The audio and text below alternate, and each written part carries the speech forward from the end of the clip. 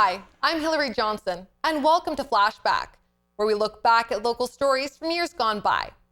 Today we go back to the fall of 2002, when officials continued their work to dispose of leftover parts from a crashed plane, which struck a mountain in the 1950s. Operation Misplaced Arrow. It's the story of a U.S. Air Force bomber from the year 1950 that crashed into the Skeena Mountains near Hazelton, taking the lives of 5 men. The B-36 was supposed to be used in a mock bombing exercise in San Francisco, but icy conditions brought the plane off course. The U.S. crew jumped and the plane flew unmanned for 3 hours before slamming into the mountain. Now, 50 years later, personnel from BC and Alberta have trekked up the mountain to take care of some unfinished business.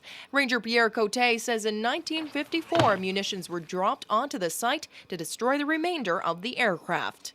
In '54, they flew up with an S-51 with a crew of U.S. Army and 2 local guides and proceeded to airdrop all these munitions and so forth to destroy the aircraft due to vital equipment and to locate any components from the nuclear bomb that was on it, being the first broken arrow or the first lost nuclear bomb that was on board, or its whereabouts unknown.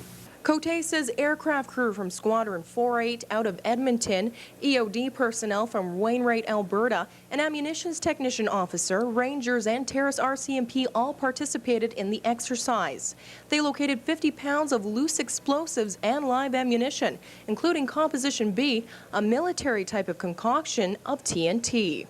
We located about 50 pounds of loose explosives, live ammunition, and myself and Master Warrant Officer Dan Hiroshin proceeded to our mark where we had made contact. We excavated about 4 feet of snow and some ice, located a canister of 100 pounds of Composition B.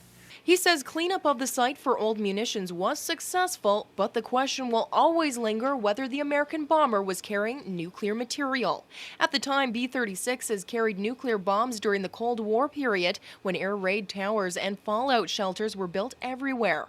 National Defense have failed to turn up any signs of radiation.